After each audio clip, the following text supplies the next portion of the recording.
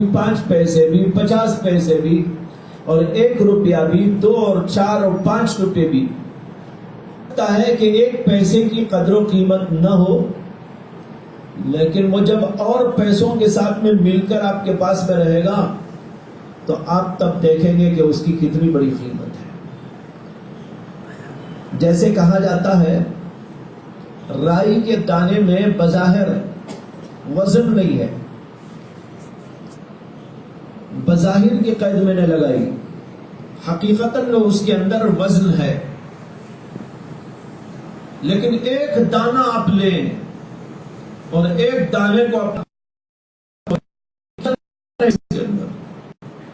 आपका दिल कहेगा ये तो बड़ी बेवजन चीज है, कोई कीमत इसकी नहीं।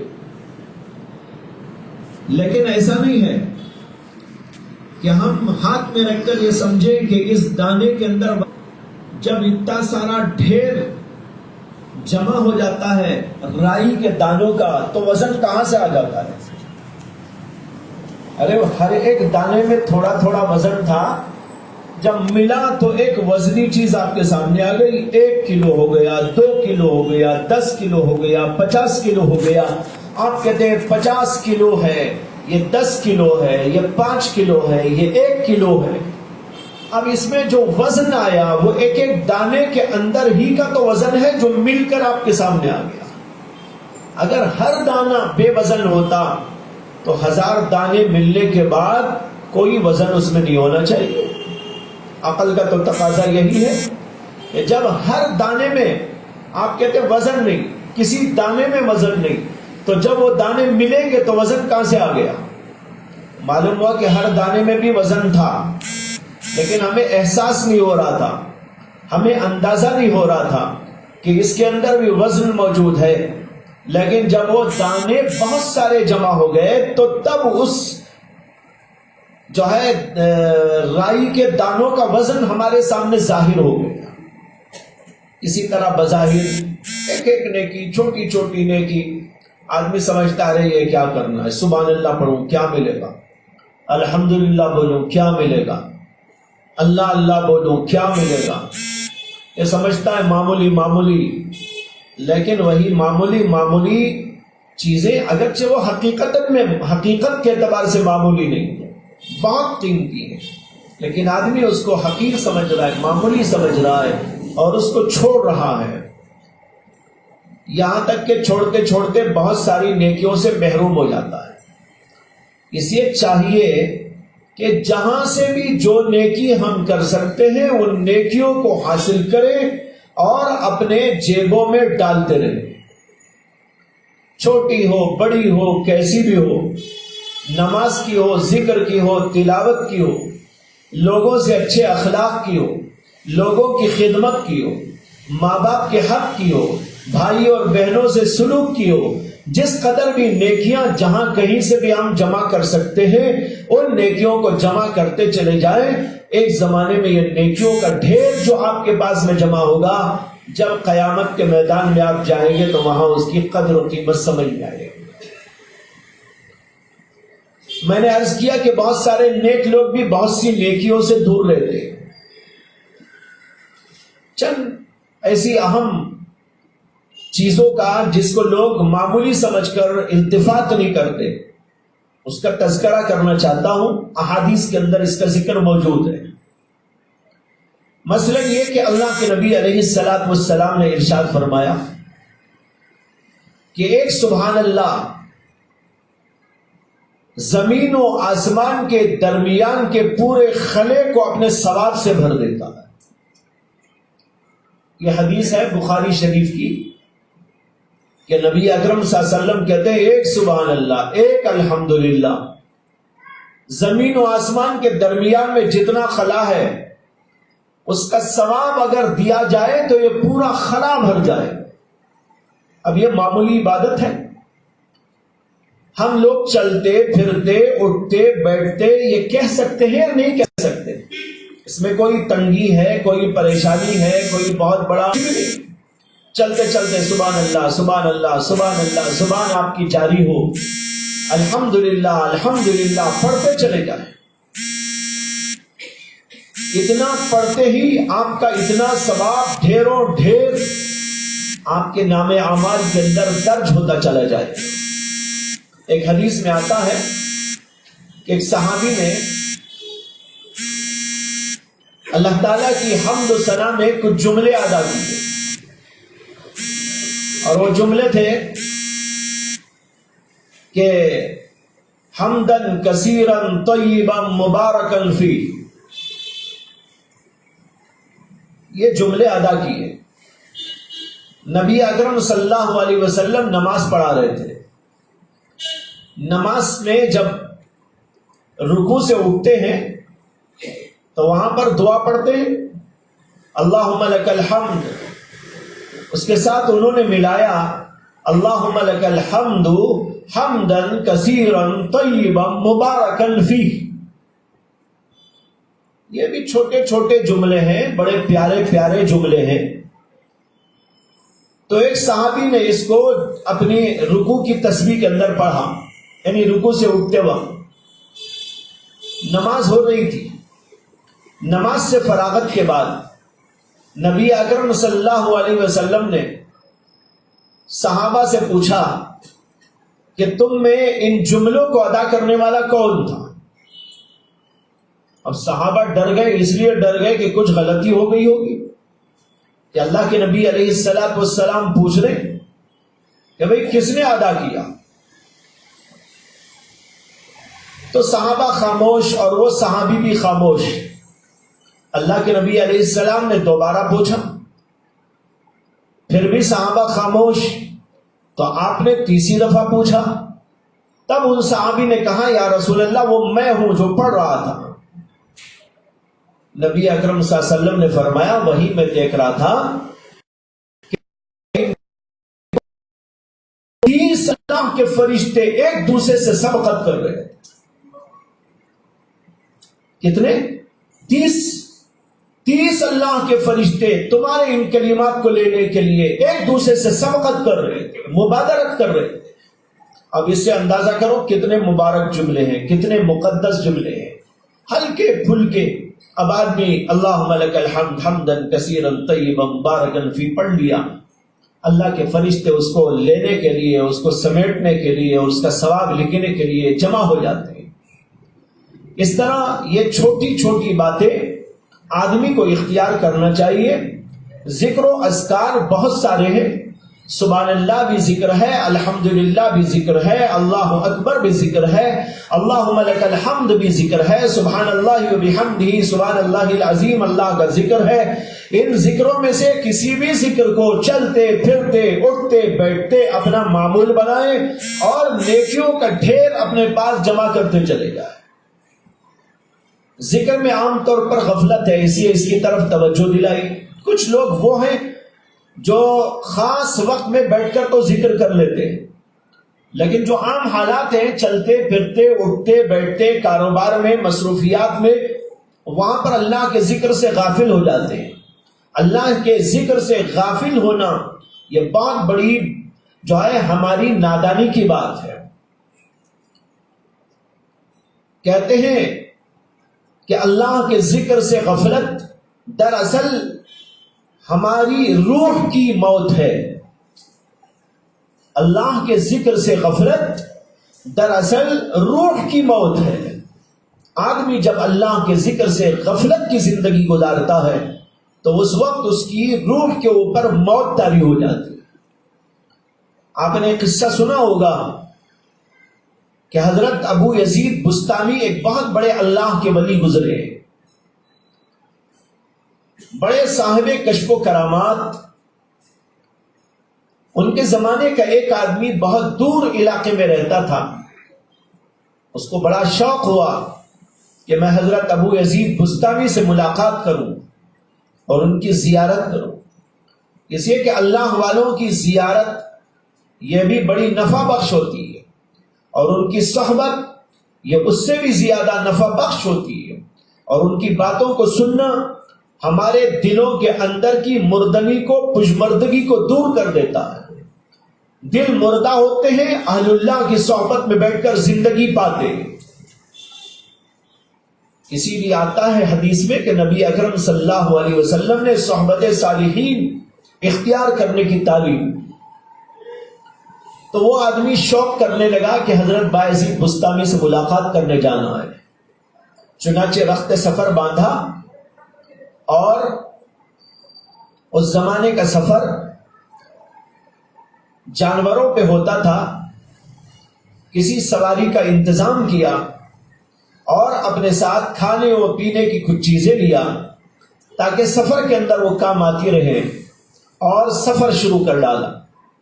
سفر کرتے کرتے کرتے جب آدھا راستہ اس نے طے کیا تو اسے تھکان بھی معلوم ہوئی اور بھوک بھی. اس نے کہا کہ مجھے یہاں کہیں بیٹھ کر کچھ کھا لینا چاہیے، کچھ دیر آرام کرنا چاہیے، پھر اس کے بعد اپنا سفر جاری کرنا چاہیے. چنانچہ ایک جگہ پر اس نے دیکھا کہ ایک بہت بڑا درخت ہے اور سائے دار درخت. اس نے اسی درخت کے اندر بیٹھ کر اپنا کھانا کھول کر کھایا اور پھر کھا کر کچھ دیر آرام کرنے کے لیے لیٹا. جب آرام کرنے کے لیے لیٹا تو ایک عجیب و غریب تماشا اس کو نظر آیا. یہ شخص پرندوں کی زبان جانتا تھا. پرندے جو بولتے ہیں وہ بھی اپنی بولی بولتے ہیں، اور ہم سمجھتے ہیں کہ نہیں، وہ صرف چہچہاتے ہیں. جی ہمارے لیے تو چہچہانا ہے، اور ان کے لیے تو مستقل وہ بات چیت کرتے ہیں. ان کی بات چیت ان کو سمجھ میں آتی ہے. کتے اپنی زبان بولتے ہیں، گائے اور بھینس اپنی زبان بولتے ہیں، پرندے اپنی زبان بولتے ہیں، اور مخلوقات اپنی اپنی زبان بولتے ہیں. اور ہم لوگ ان کو کہتے ہیں بے منہ کا جانور. بے منہ کہاں ہے؟ وہ تو منہ رکھتا ہے اور بولتا بھی ہے. لیکن ہم کو کہنا چاہیے کہ ہم بے عقل انسان ہیں. ہم اس ہے، ہمارا تو قصور ہمارا ہے کہ اس کا قصور ہے. اللہ نے قرآن میں کہا کہ ما من شیء الا یسبح بحمدہ ولکن لا تفقہون تسبیحہ. کوئی بھی مخلوق اور کوئی بھی شے ایسی نہیں ہے جو اللہ کا ذکر نہ کرتی ہو، اللہ کی تسبیح اور پاکی نہ بیان کرتی ہو. ہر اللہ کی مخلوق اللہ کی تسبیح کرتی ہے. ظاہر بات ہے جب اللہ کی تسبیح کرتی ہے تو وہ زبان کو اپنی استعمال کرتی ہے، ان کی جو بھی زبان ہوگی. آگے اللہ کہتے ہیں وَلَٰكِن لَا تَفْقَهُونَ تَسْبِيحَهُمْ، لیکن تم ان کی تسبیح کو سمجھتے نہیں، قصور تمہارا ہے ان کا نہیں. اسی طرح جب ہمیں جانوروں کی زبان سمجھ میں نہیں آتی تو ہم کہتے ہیں بے منہ کا جانور. ارے وہ بے منہ کا نہیں، ہم بے عقل ہیں، قصور ہماری عقل کا ہے. تو بہرحال وہ آدمی جو سویا تھا اس نے وہ زبان جانتا تھا، جانوروں کی زبان جانتا تھا، پرندوں کی. لیٹا تو اوپر نظر آیا کہ دو چڑیاں آ کے بیٹھی، اور ایک چڑیا دوسری چڑیا سے پوچھتی ہے کہ یہ آدمی جو یہاں سویا ہے کہاں جا رہا ہے. دوسری چڑیا جواب دیتی ہے کہ یہ ابو یزید بستامی سے ملاقات کرنے جا رہا ہے. وہ پہلی چڑیا کہتی ہے ارے ابو یزید بستامی کا تو انتقال ہو گیا، وہ تو مر گیا، یہ کہاں جا رہا ہے. بس اتنا کہا اور پھر سے اٹھ کے چلی گئی، اڑ گئی چڑیا. اب یہ بیچارہ تلملاتا رہ گیا، اس لیے کہ چڑیوں کی زبان آ رہی تھی. اسی لیے علماء کہتے ہیں یہ جو ہم کو نہیں آتی یہی اچھا ہے. اگر یہ آ جائے تو کیا کیا بول رہے ہیں سب سمجھ میں آئے گا، اور پتہ نہیں کیا کیا بولتے. کچھ ایسی باتیں بھی بولیں جو ہمارے لیے ڈینجرس ہو، ایسی خبریں لائے جو ہمارے لیے خطرناک ہو، اور نیند حرام ہو جائے، چین اڑ جائے. اسی اللہ تعالیٰ نے ہمیں اس سے دور رکھا ہے، یہی اچھا ہے. اب اس آدمی کو چڑیوں کی زبان آتی تھی، بیچارہ پریشان ہو گیا. اب سوچنے لگا ارے بایزید بستامی کا انتقال ہو گیا، چڑیا بول رہی ہے، اب آگے جانا کہ نہیں جانا ہے.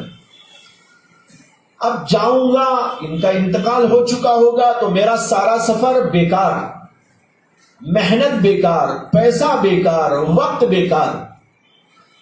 اور اگر چڑیا کی خبر غلط ہو اور میں اس کی خبر پہ بھروسہ کر کے نہ جاؤں اور حقیقت میں بایزید بسطامی کا انتقال نہ ہوا ہو، میں ان کی زیارت سے محروم رہ جاؤں گا. اب کروں تو کیا کروں، جاؤں کہ نہ جاؤں؟ بیچارہ بہت دیر سوچتا رہا. آخرکار اس نے ایک فیصلہ لیا. اس نے کہا جب میں نے سفر کی نیت کر لی ہے اور رخت سفر باندھ لیا ہے تو مجھے بہرحال چلے جانا چاہیے.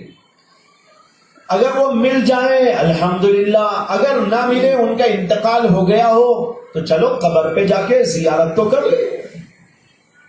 اس لیے اس نے ہمت باندھی اور چلا.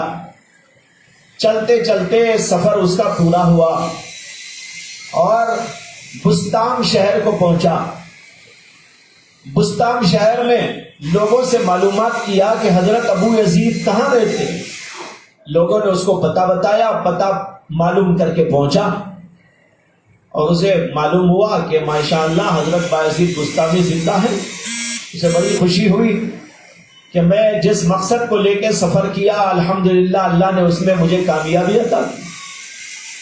ملاقات ہو گئی، زیارت ہو گئی، ان کے ملفوظات سے، ان کی باتوں سے استفادہ کرتا رہا. جب واپس ہونے کا وقت آیا تو اس نے کہا کہ حضرت اب مجھے واپس جانا ہے، میں اجازت چاہتا ہوں، لیکن رخصت ہونے سے پہلے میرے ایک سوال کا حل کر دیجیے.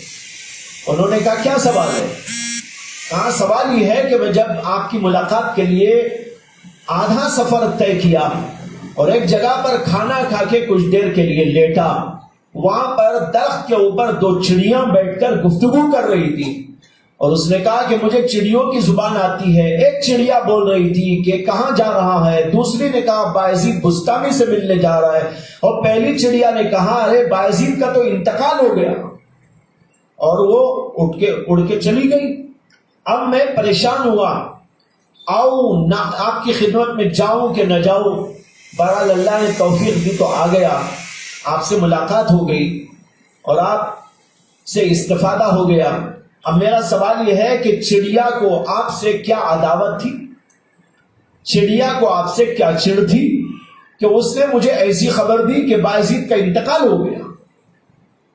تو حضرت بایزید بسطامی کہنے لگے اچھا بھائی یہ کون سے دن کا واقعہ ہے؟ اس نے حساب لگا کے بتایا کہ فلاں دن کا واقعہ ہے. کہا کہ کون سا وقت تھا؟ اس نے اندازہ کر کے بتایا کہ یہ وقت تھا دوپہر کا، یہ وقت، دن یہ تھا. حضرت بایزید بسطامی کچھ دیر کے لیے غرق استغراق ہو گئے، مستغرق ہو گئے، اور پھر اس کے بعد اپنا سر اٹھا کر ایک آہ کھینچی اور اس کے بعد میں کہا چڑیا نے سچ کہا، اس لیے کہ جس وقت کی بات تم کہتے ہو عین اسی وقت کچھ دیر کے لیے ذکر اللہ سے غفلت ہو گئی تھی، اور غفلت خدا بندی دراصل انسان کے لیے موت کے برابر ہے. تو بھائیوں بہت سارے لوگ آسانی سے ذکر کر سکتے ہیں، چلتے پھرتے اٹھتے بیٹھتے اور یہ نیکیاں کما کے رکھ سکتے ہیں، لیکن کتنی غفلت ہوتی ہے کہ اللہ کا ذکر کیے بغیر اپنا کام کرتا رہتا ہے، چلتا رہتا ہے، بیکار بیٹھا رہتا ہے، کبھی موبائل فون پہ مشغول ہو جاتا ہے، کبھی ادھر ادھر کی باتوں میں مشغول ہو جاتا ہے. اس لیے عرض یہ کیا میں نے کہ یہ بہت اہم نیکیاں اور اس سے ہماری غفلت بہت بڑی ہوئی ہے. اس لیے ہر آدمی اپنی نیکیوں میں اضافے کی کوشش میں لگے.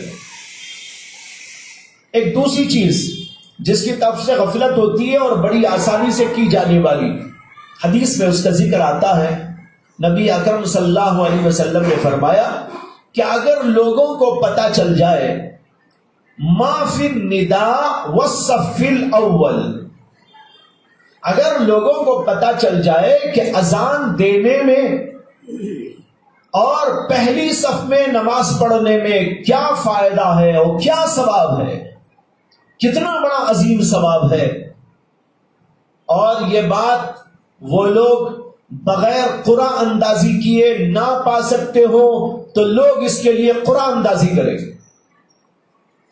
یہ حدیث کا مفہوم ہے کہ آپ نے فرمایا کہ ان دونوں میں کیا ثواب ہے اگر لوگوں کو پتہ چل جائے اور اس کے لیے ان کو موقع نہ ملتا ہو، اذان دینے کا موقع نہیں مل رہا ہے، اور اسی طرح پہلی صف میں جگہ پانے کا موقع نہیں مل رہا ہے، بھیڑ لگ گئی ہے، میں جاؤں گا پہلی صف میں، تو جائے گا پہلی صف میں اذان دوں گا، تو اذان دے گا۔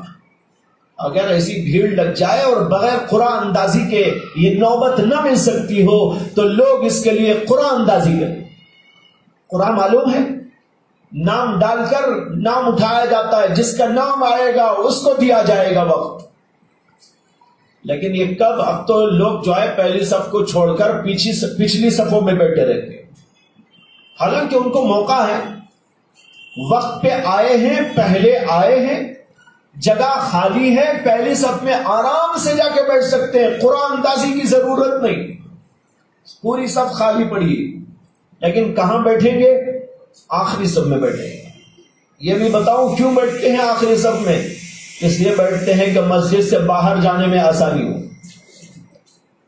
جلدی سے جلدی باہر چلے جائیں، اس کے لیے آخر میں بیٹھیں گے۔ بہرحال پیچھے کی صفوں میں بیٹھیں گے، پہلی صفیں خالی ہیں اور پہلی صفوں کو چھوڑ کر پیچھے بیٹھ رہے ہیں، اور اللہ کے نبی علیہ الصلوۃ والسلام فرما رہے پہلی صف کا ثواب کیا ہے لوگوں کو پتہ چل جائے تو قرآن اندازی سے اس کو لینے کی کوشش کریں گے۔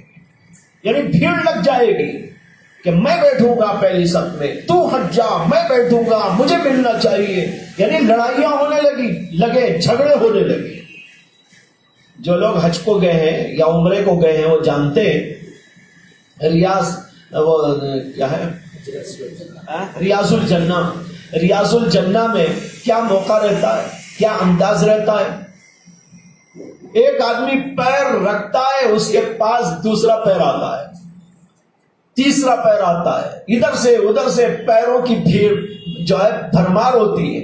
ہر آدمی چاہتا ہے کہ میں گھسوں اور مجھ کو جگہ مل جائے، اور کسی بیچارے کو 2 رکعت نماز ڈھنگ سے وہاں پڑھنے کا موقع نہیں ملتا، یعنی اطمینان سے نہیں پڑھ سکتا، اور پڑھنا بھی نہیں چاہیے۔ مسئلہ بھی سن لیجئے، وہاں خشوع خضوع سے آپ کو پڑھنا نہیں چاہیے، وہاں خشوع خضوع آپ کریں گے پوری مخلوق پریشان ہو۔ اس لیے ایسے وقت حکم یہ ہے، خشوع خضوع چھوڑو، دوسروں کی بھیڑ کو دیکھو کہ بھائی کتنے لوگ کھڑے ہوئے ہیں، جلدی سے جلدی پڑھ کر دوسروں کو جگہ دینے کی کوشش کرو۔ وہاں پر آپ کھڑے ہو گئے بازید بستامی بن کر، اور جو ہے جنید بغدادی بن کر، اور جو ہے آنکھ بن کر کہ آپ نے نماز پڑھنی شروع کر دی، اور جو ہے سورہ بقرہ شروع کر ڈالی۔ یاد رکھیے کہ گناہ ہوگا، ثواب نہیں ملے گا۔ لوگ اس کے اندر غلطیاں کرتے ہیں اور خامخواہ کی بات ایسی پیدا کر لیتے ہیں۔ وہ موقع ایسا ہے کہ ہر آدمی کو موقع ملنا ہے۔ جب ہم ہٹیں گے تو دوسرا آئے گا، دوسرا ہٹے گا تو تیسرا آئے گا، تیسرا ہٹے گا تو چوتھا آئے گا۔ اس لیے جلدی سے جلدی بلا خشوع بلا خضوع نماز پڑھے، وہاں پر بلا خشوع بلا خضوع آپ کی یہ نماز، اور بہت مختصر نماز آپ کی ہزار بڑی بڑی خشوع و خضوع کی لمبی چوڑی نمازوں سے بھاری ہو۔ بہرحال جیسے وہاں موقع ہوتا ہے، پہلی صف کے لیے بھی ایسے ہی موقع ہونا چاہیے۔ روز اللہ کے نبی صلی اللہ علیہ وسلم کہتے ہیں پہلی صف کا ثواب معلوم ہو جائے تو لوگوں کی بھیڑ لگ جائے اور اس کے لیے قرآن اندازی ہونے لگے۔ اسی طرح اذان کا ثواب معلوم ہو جائے تو ہر آدمی کوشش کرے گا میں اذان دوں، میں اذان دوں، میں اذان دوں۔ اور جب یہ نوبت آ جائے گی تو کسی مسجد میں مؤذن کے رکھنے کی ضرورت نہیں ہوگی۔ اب لوگ جو ہے اذان تو دے سکتے ہیں لیکن جو ہے آتے نہیں دینے کے لیے، آتے نہیں تو مسجد والوں کو مؤذن رکھنا پڑتا ہے، اور مؤذن بھی جو رکھا جاتا ہے ماشاءاللہ سبحان اللہ، یا کہوں انا للہ، جس کا نہ الف برابر، نہ صاد برابر، نہ سین برابر، نہ ڈھنگ کی اذان، نہ آواز اچھی، بھونڈی آواز کے ساتھ، بھونڈے انداز کے ساتھ اذان دی جا رہی ہے۔ اور حضرت شیخ سعدی نے لکھا ہے کہ ایک آدمی مسلمان ہوا، مسلمان ہونے کے بعد وہ ایک علاقے میں گیا تو وہاں پر اذان ہو رہی تھی، انتہائی بھونڈی اذان ہو رہی تھی، ایسے آواز تھی کہ سنتے ہی اسے کراہت پیدا ہوگی۔ شیخ سعدی لکھتے ہیں کہ اس بھونڈی اذان کو سن کر آدمی نے ایمان چھوڑ دیا۔ شیخ سعدی کی کتاب مشہور ہے، معروف ہے، گلستان، اس کے اندر یہ واقعہ موجود ہے۔ اسی میں وہ لکھتے ہیں کہ اچھی آواز ہونی چاہیے، اچھا انداز ہونا چاہیے، پیارا لب و لہجہ ہونا چاہیے، اس کو سیکھا ہوا ہونا چاہیے. لیکن افسوس کی بات یہ ہے کہ جتنے کمیٹی کے لوگ ہیں، بنگلور کے ہوں، دلی کے ہوں اور کسی اور علاقے کے ہوں، سارے کے سارے کسی ایسے کو تلاش کرتے ہیں جسے اذان نہ آتی ہو. یہ نہیں تلاش کرتے اذان آتی ہو، یہ تلاش کریں گے کسی اذان نہیں آتی اس کو رکھیں گے. یہ بھی بتاتا ہوں کیوں ایسے کو رکھتے ہیں. اس لیے رکھتے ہیں کہ وہ ان کا غلام بن کے رہے، اس لیے کہ جو سکھایا ہوا، جو پڑھا لکھا ہوگا اور جو جانکار ہوگا اور اس کی عقل سمجھ زیادہ ہوگی وہ تو بھاری بنے گا، وہ غلام نہیں بنے گا. جو امام ہوگا وہ غلام نہیں، جو مؤذن ہوگا وہ غلام نہیں. ایسوں کو رکھنا نہیں چاہتے، ایسے کو رکھنا چاہتے ہیں جو ان کی بات پہ رہے چاہے اذان غلط دے. یہ صورتحال ہے آج. کسی جگہ الا ماشاء اللہ اذان صحیح ہونے کا نمبر ہی نہیں. حضرت مرشدنا و شیخنا شاہ ابرار الحق صاحب نور اللہ مرقدہ اس کے اوپر بڑی توجہ دلاتے تھے. جہاں جہاں جاتے تھے اذان کی تصحیح کراتے تھے. میں ایک بار ہردوئی گیا، اسٹیشن پر اتر کر وہاں رکشا ہوتے ہیں، رکشا میں بیٹھ کر حضرت سے ملنے کے لیے ان کے مدرسے کی طرف جا رہا تھا. مغرب کا وقت تھا، مغرب کی اذان ہونے لگی ایک جگہ پر شہر میں، لیکن وہی بے ڈھنگی اذان جہاں سے پوری دنیا میں آواز اٹھ رہی ہے کہ اذان صحیح دو، وہیں پر جیسے کہتے ہیں چراغ تلے اندھیرا، وہیں پر دیکھ رہا ہوں کہ اذان ہو رہی ہے وہی بے ڈھنگی. ایک دفعہ ہمارے استاد حضرت مولانا مفتی نصیر احمد صاحب نور اللہ مرقدہ یہاں تشریف لائے اور ان کو کسی ضرورت سے بانمباڑی جانا تھا. ان کو لے کر میں بانمباڑی گیا. بانمباڑی میں ایک مسجد کو گئے تو وہاں اسی وقت اذان دے رہا تھا مؤذن، اور اذان میں وہ کہتا تھا حیا للفلاح حیا للصلاح حیا للصلاح حیا للفلاح. حالانکہ لفظ حیا لس نہیں ہے، حیا للفلاح نہیں ہے، یہ حیا علی الصلاح ہے، حیا علی الفلاح ہے. وہ الا کو چھوڑ کر عین کو بالکل ختم کر دیتے ہیں، لا کہتے ہیں. سب جگہ ایسے ہی ہو رہی ہے اذان الا ماشاء اللہ، حیا علی الصلاح حیا علی الفلاح. ہمارے استاد نے کہا مجھے خطاب کرتے ہوئے کہ بھائی شعیب اللہ دیکھ مؤذن کیا بول رہا ہے. ان کا ایسے ہی لب و لہجہ تھا اور کہتے تھے ارے دیکھ کیا مؤذن کیا بول رہا ہے. اب میں متوجہ ہوا، حضرت نے کہا دیکھ یہ بول رہا ہے حیا للصلاح، آؤ یہاں نماز نہیں ہوتی. للصلاح کے معنی کیا؟ نماز نہیں. للصلاح نماز نہیں، آؤ نماز نہیں ہے. ہاں کھاؤ پیو کچھ موج اڑاؤ، نماز نہیں ہے. اور کہا حیا للفلاح، آؤ آؤ کامیابی یہاں نہیں ہے. حضرت نے فرمایا کہ بھائی یہ اذان ہی اتنی غلط دے رہا ہے اور لوگوں سے کہہ رہا ہے للصلاح للفلاح، تو کون آئے گا نماز کو؟ اسی لیے ان اذانوں کو سن کے کوئی نماز کو نہیں آتا. اس لیے کہ جو ہے الفاظ کا اثر دل پہ پڑتا ہے.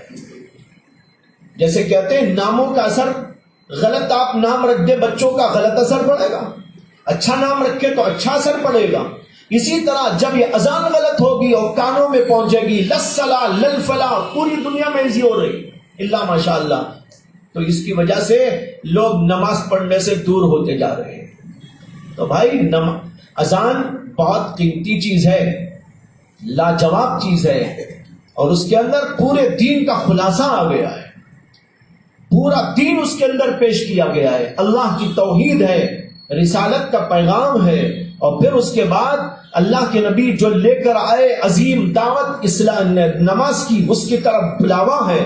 اور یہ بھی بتایا گیا ہے کہ اسی دین میں آنے پر تمہارے لیے کامیابی ہے، اس لیے کامیابی چاہتے ہو تو دین کی طرف آؤ.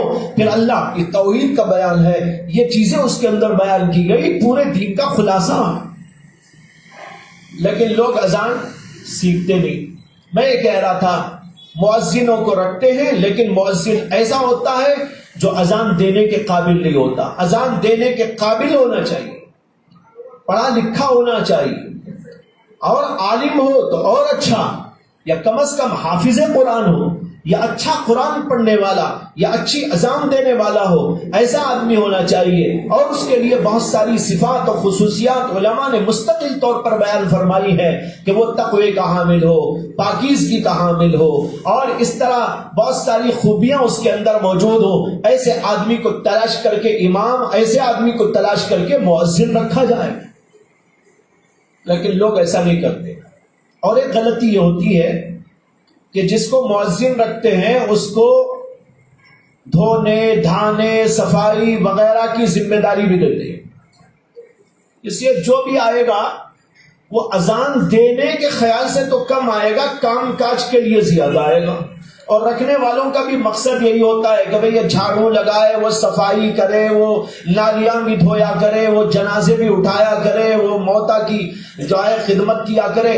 یہ ذہن میں ہے. اذان الگ چیز ہے, یہ خدمتیں الگ ہیں. اگر مؤذن کو رکھو, اس کے لیے اذان, اس کے لیے امامت, نائب امام, یا نہیں تو کچھ پڑھانے وغیرہ کا سلسلہ رکھا جائے. اور یہ جو دوسری ڈیوٹیاں ہیں اس کے لیے کوئی اور خادم رکھا جائے. میں نے یہاں بھی بہت دفعہ کہا, یہاں کی کمیٹی کے لوگوں کو, اور اب سے نہیں, ایک طویل زمانے سے کہا, لیکن وہی سب جگہ کی بات وہی ہے. ہر جگہ دماغ میں جلدی نہیں آتی ہے بات کہ بھئی ہاں ایسا ہونا چاہیے. مؤذن ہو, مؤذن اپنی شان کے ساتھ بہترین اذان دینے والا, بہترین لب و لہجے والا, سیکھا ہوا, پڑھا ہوا, قرآن جاننے والا, حدیث جاننے والا. اور رہے دوسری خدمت, اس کے لیے رکھو آدمی تو کوئی نہ کوئی ملے گا, دھوئے گا, صفائی کرے گا, جھاڑو لگائے گا, اور کچھ کرے گا. وہ کام دوسرے آدمی سے لینا چاہیے. لیکن اب مؤذن کا معنی ہی ہوتا ہے خادم, مسجد کی صفائی کرنے والا. تو اچھا آدمی کہاں سے ملے گا آپ کو؟ تو یہ الگ الگ چیزیں. تو بہرحال بتانا یہ تھا کہ ہم سب کے سب مشق کریں اذان کی, اور اذان دینے کے لیے تیار رہے. مؤذن صاحب تو پیچھے کھڑے رہے, ہم کہیں بھائی ہم اذان دیں گے. لیکن اذان کا شوق رکھنے والے لوگ اذان سیکھ کے اذان دیں, غلط اذان نہ دیں. بہت ساروں کو شوق ہوتا ہے, لیکن یہ خوف نہیں ہوتا کہ بھائی ہم غلط اذان دیں گے تو ہمیں گناہ ہوگا, سننے والوں کو بھی پریشانی ہوگی. نہیں, اچھی اذان سیکھنا ہے, صحیح تلفظ سیکھنا ہے, اور اس کا بہترین لب و لہجہ سیکھنا ہے. اور یہ آواز تو بھائی ساری دنیا کو پہنچائی جاتی ہے, اور جب ساری دنیا کو پہنچائی جاتی ہے تو کتنا اچھا انداز ہونا چاہیے. دراصل اذان ایک دعوت کا کام ہے, یہ دین کی دعوت ہے جو پوری دنیا کو پیش کی جاتی ہے. اتنا بڑا کام, اسی لیے اس کا ثواب بھی بہت زیادہ. جو مستقل اذان دینے والا, اس کے بارے میں حدیث میں آتا ہے کہ نبی اکرم صلی اللہ علیہ وسلم نے فرمایا کہ جو آدمی 7 برس تک اذان دیتا ہے, اللہ کے ہاں اسے ایک پروانہ مل جاتا ہے. کس کا؟ جہنم سے آزادی کا پروانہ. اور ایک حدیث کے اندر آیا کہ نبی اکرم صلی اللہ علیہ وسلم نے فرمایا کہ جو آدمی 7 برس تک مسلسل اذان دیتا رہا, قیامت کے دن اس کی گردن اونچی اور لمبی ہوگی. اونچی اور لمبی ہونے کے 2 مطلب بیان کیے گئے. ایک مطلب یہ بیان کیا گیا کہ گردن واقعی لمبی ہو جائے گی مؤذن کی. یہاں تو اتنی سی گردن ہے, 4 انگل کی گردن, لیکن وہاں بہت لمبی گردن ہو جائے گی. لیکن اس پر اشکال ہوگا کہ اتنی لمبی گردن مؤذن کی ہو جائے گی تو کیا اچھا لگے گا, ہے نا؟ سوال پیدا ہوگا, اتنی لمبی گردن, اونٹ کی گردن,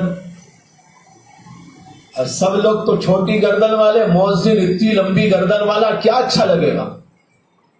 اس کا جواب یہ ہے کہ یہاں اچھا نہیں لگ رہا ہے, قیامت میں اللہ اسے ایسا بنا دیں گے کہ وہی اچھا لگے گا.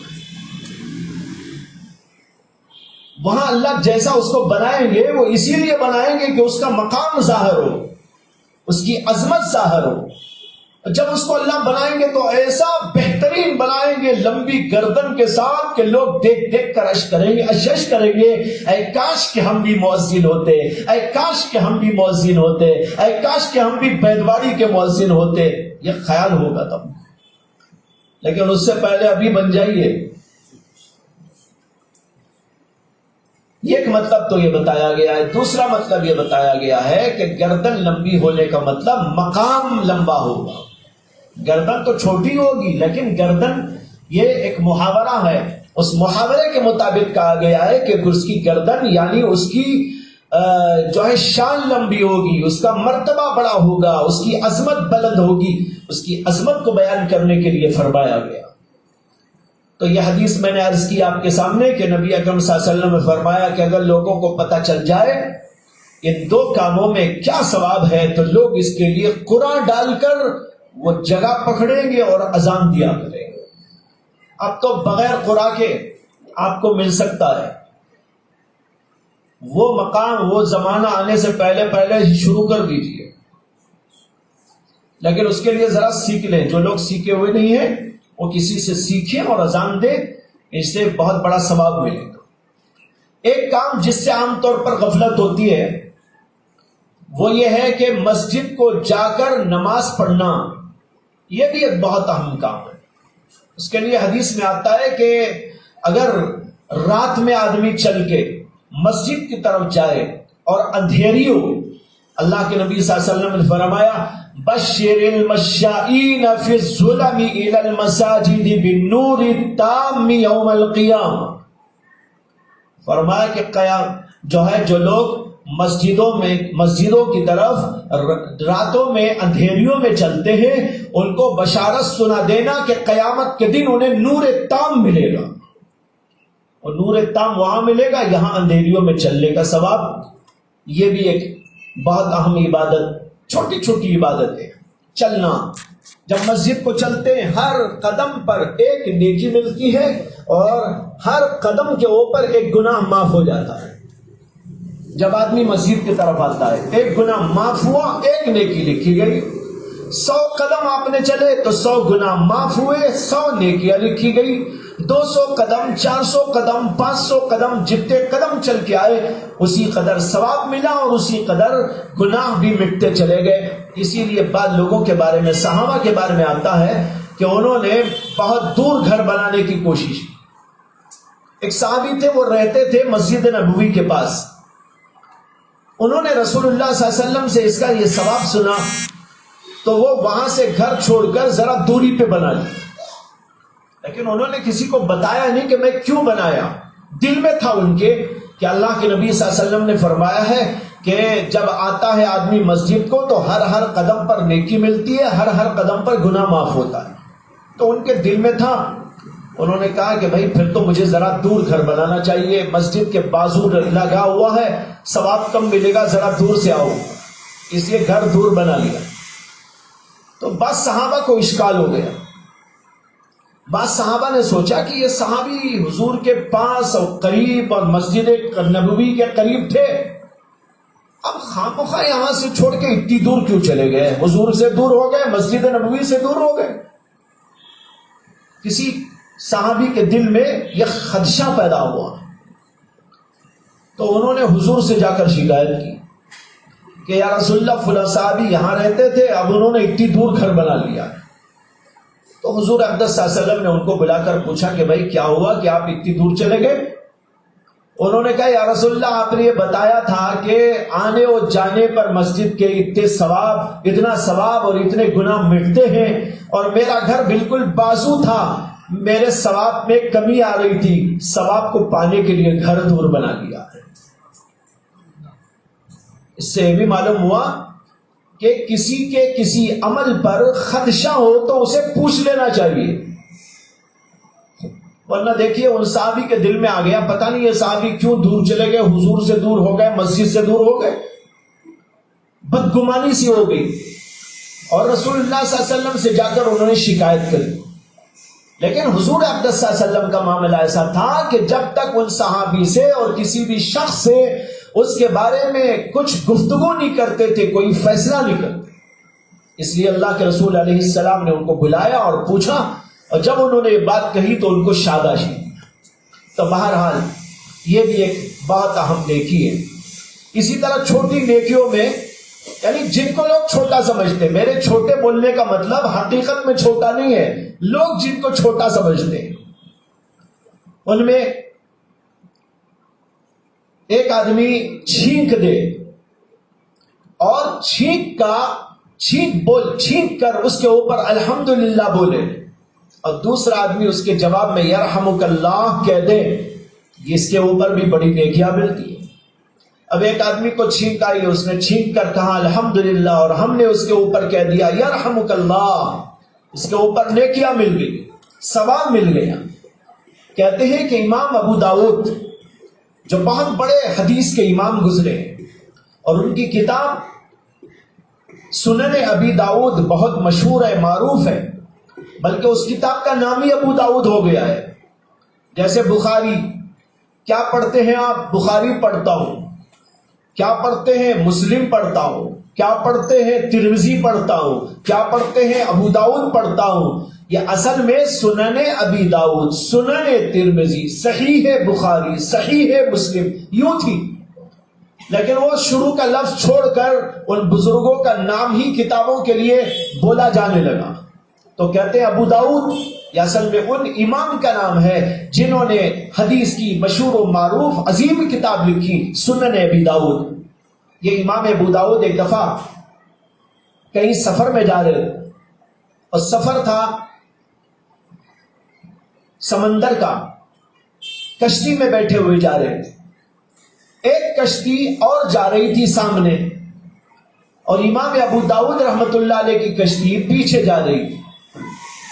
سامنے کی کشتی میں کسی آدمی نے چھینک کر الحمدللہ کہا، اور اس کی آواز ابو داؤد رحمت اللہ علیہ کو سنائی دی، جو پیچھے کی کشتی میں تھی اور کچھ فاصلے پر تھے۔ انہوں نے اپنے کشتی باز سے کہا کہ بھائی ذرا جلدی جلدی کر کے کشتی لے کے چلو اور اس کشتی کے قریب پہنچو۔ اس نے کہا ٹھیک ہے۔ اب اس نے جلدی جلدی سے کشتی چلائی اور وہ پہلی کشتی کے قریب جا کے کھڑا کیا، تو امام ابو داؤد نے کہا کہ بھائی آپ لوگوں میں ابھی کسی کو چھینک آئی تھی، انہوں نے الحمدللہ کہا، وہ کون؟ لوگوں نے کہا یہ صاحب ہیں، انہوں نے کہا تھا۔ امام ابو داؤد نے کہا آپ کے الحمدللہ پر مجھے جواب دینا تھا، اس لیے میں جلدی جلدی یہاں پہنچ کر آیا ہوں اور آپ کو جواب دیتا ہوں یرحمک اللہ۔ اتنا جواب دینے کے لیے کشتی کو جلدی کر کے وہاں پہنچایا۔ جب امام ابو داؤد نے کہہ کر ان سے رخصتی لی، ایک غیب سے آواز آئی، اس غیب کی آواز میں کہا گیا کہ ایک یرحمک اللہ سے ابو داؤد نے جنت خرید لی۔ ایک یرحمک اللہ کہنے سے ابو داؤد نے جنت خرید لی۔ اب دیکھیے بظاہر کتنا چھوٹا سا عمل ہے، ہم کو یہ موقع نصیب ہوتے ہیں نہیں ہوتے؟ کوئی ساتھی بیٹھا ہے الحمدللہ کہتا ہے، چھینکتا ہے الحمدللہ کہتا ہے، اور ہم کو یرحمک اللہ کہنا چاہیے لیکن نہیں کرتے۔ حالانکہ لے سکتے ہیں یہ ثواب، کما سکتے ہیں یہ ثواب، بہت آسانی کے ساتھ میں مل سکتا ہے، لیکن اس کے باوجود غفلت کی وجہ سے نہیں کرتے۔ اس لیے جب ایسا موقع آ جائے تو ضرور بے ضرور یہ کہہ کر ثواب حاصل کر لیجیے۔ بہت آسان کام، اور موقع آتے ہی رہتے ہیں۔ اسی طرح ایک ثواب کا کام سلام کرنا۔ سلام جو بھی سامنے آئے سلام کرو۔ حدیث کے اندر آتا ہے کہ نبی اکرم صلی اللہ علیہ وسلم نے فرمایا کہ جب کسی سے تمہاری ملاقات ہو تو سلام کرو، چاہے تم ان کو پہچانتے ہو یا نہ پہچانتے ہو۔ یہ سلام بہت اہم ہے، ثواب اس کا بہت ہے۔ سلام کرنا سنت ہے، سلام کا جواب دینا واجب ہے، لیکن بعض لوگ سلام کرتے بھی نہیں، کوئی سلام کرے تو جواب دیتے بھی نہیں، یعنی ایسے غافل رہتے ہیں، کوئی آ رہا ہے جا رہا ہے خبر ہی نہیں، اپنے میں ایسے کہ کسی کا جواب ہی نہیں دیتے۔ صحابہ کے دور میں سلام کا جواب نہ دینا اتنی بڑی بات تھی کہ اس کی وجہ سے کورٹ میں مقدمہ بھی دائر ہو سکتا تھا، کورٹ میں مقدمہ دائر ہو سکتا تھا، اتنا بڑا مسئلہ تھا اس زمانے میں۔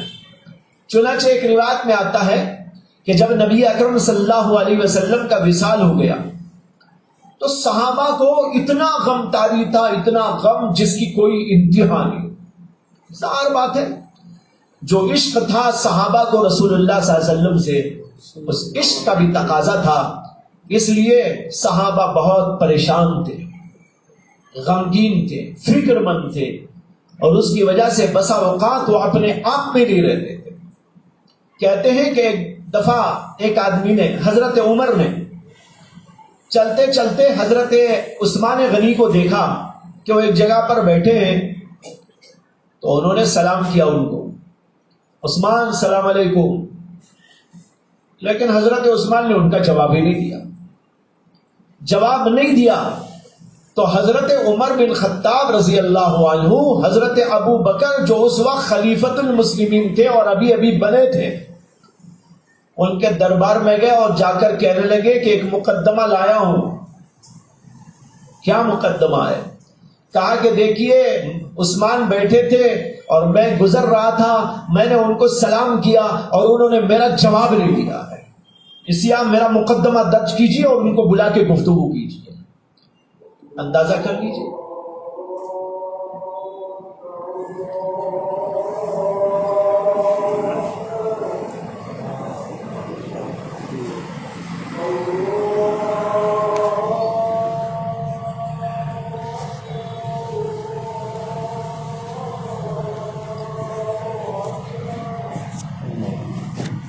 کیسے کرنا ہے؟